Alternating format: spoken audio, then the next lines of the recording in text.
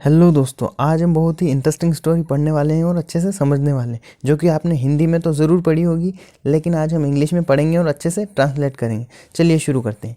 The सोर grapes title है story का। द सोर ग्रेप्स मतलब खट्टे अंगूर। सोर मतलब होता है खट्टा।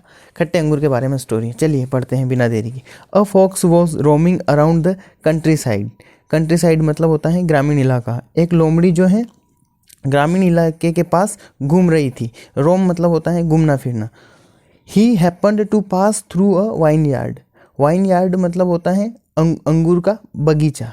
तो जैसे ही वो अंगूर के बगीचे को देखती हैं तो आगे क्या होता है, on seeing the lush grapes his mouth watered. जैसे ही वो अंगूर के बगीचे के पास से गुजरी तो उसने देखा कि लश ग्रेप्स, लश मतलब होता है रसीला। जैसे ही उसने रसीले अंगूर देखे तो उसके मुंह में पानी आ गया। हिज माउथ वाटर्ड लिखा है यहाँ पे, मतलब उसके मुंह में पानी आ गया अंगूर देख करके। आगे क्या होता है, first he lifted his head and stretched out. सबसे पहले उसने अपना सिर उठाया और स्ट्रेच किया। स्ट्रेच मतलब होता है फैलाव, अपने शरीर को फैलाने की कोशिश की। ये देखिए इमेज में देख सकते हैं आप। He could not reach the grapes, लेकिन वो अंगूर तक पहुंच नहीं सकी। रीच मतलब होता है पहुंचना। उसने कोशिश की लेकिन वो अंगूर तक पहुंच नहीं सकी। He felt the grapes to be higher. उसको लगा कि अंगूर तो बहुत ऊंचाई पर है। फेल्ट जो है फील का सेकंड फॉर्म होता है। और हाँ, अगर आपको ये समझ में नहीं आता है कि कहाँ पे सेकंड फॉर्म आता है, कहाँ पे थर्ड फॉर्म आता है, कहाँ पे आईएनजी फॉर्म आता है, तो आप ज़रूर से मेरे टेंस के वीडियो देखिएगा। अभी आई बटन में भी मैं वीडियोस डाल दूंगा, या फिर मैं डिस्क्रिप्शन बॉक्स में भी ज़रूर वो वीडियो डालूंगा टेंस के। तो आप सारे एक एक करके देख लेना, आपको अच्छे से क्लियर हो जाएगा कि कहाँ पे इज एम आर आता है, कहाँ वॉज वर आता है। सो आप ये वीडियो देखने के बाद तुरंत बाद देख लीजिएगा। चलिए आगे बढ़ते हैं। Then he stood on his hind legs and stretch. फिर उसने अपने पिछले पैरों पर वो खड़ी हो गई। देखिए हाइंड मतलब होता है पिछला, पिछले पैरों पर वो खड़ी हो गई। देखिए इमेज में देख सकते हैं आप, वो अपने पिछले पैरों पर खड़ी हो गई और स्ट्रेच किया। फिर से उसने अपने शरीर को फैलाया। Again he could not reach them, लेकिन फिर भी वो अंगूर तक नहीं पहुंच सकी। ये देखिए आप इमेज में देख सकते हैं, वो फिर भी पहुंच नहीं पाई। Finally he jumped up and jumped up. अंततः उसने फिर जंप करना शुरू किया। लेकिन आगे क्या होता है देखिए, इवन देन मतलब होता है तब भी या फिर भी he could not reach them. Jump किया लेकिन फिर भी वो अंगूर तक नहीं पहुंच पाए। The grapes were too high to reach. अंगूर जो है बहुत ऊंचाई पर थे, तो वहाँ पे पहुँचना लगभग नामुमकिन था।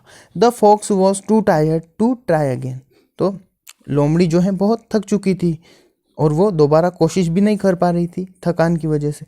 सो ही लेफ्ट द प्लेस। सो उसने उस स्थान को छोड़ दिया। ये लेफ्ट जो है लीव का सेकेंड फॉर्म है। लीव मतलब होता है छोड़ना। अगर आपने छुट्टी की एप्लीकेशन अगर आपने लिखी होगी तो आप समझ पा रहे होंगे। लीव मतलब होता है छोड़ना, ठीक है। तो लीव का सेकेंड फॉर्म है लेफ्ट। ही लेफ्ट, उसने छोड़ा उस स्थान को। किस स्थान को छोड़ा? वो जहाँ पे वो अंगूर के लिए प्रयास कर रही थी, उस स्थान को छोड़ा। मरमरिंग, मरमर मतलब होता है बड़बड़ाना। बड़बड़ाते हुए उसने उस स्थान को छोड़ दिया, क्योंकि वो अंगूर तक पहुँच नहीं पा रही थी, तो उसने ये बड़बड़ाया, द ग्रेप्स आर सोर। हु वुड ईट सोर ग्रेप्स। वो उसने क्या बड़बड़ाया, द ग्रेप्स आर सोर। अंगूर जो हैं खट्टे हैं। हु वुड ईट सोर ग्रेप्स। कौन खाएगा ऐसे अंगूर, ऐसे खट्टे अंगूर कौन खाए। ऐसा बोलते हुए वो उस स्थान को छोड़ दिया, क्योंकि वो पहुंच तो पाई नहीं। अगर पहुंच जाती वो अंगूर तक तो वो ज़रूर खाती, लेकिन लोमड़ी पहुंच नहीं पाई तो बड़बड़ाने लग गई कि ये अंगूर तो खट्टे हैं, चलो छोड़ो, कौन खाए इसको। मोरल देखिए आप, स्टोरी का मोरल है, a wise man accepts defeat sportingly.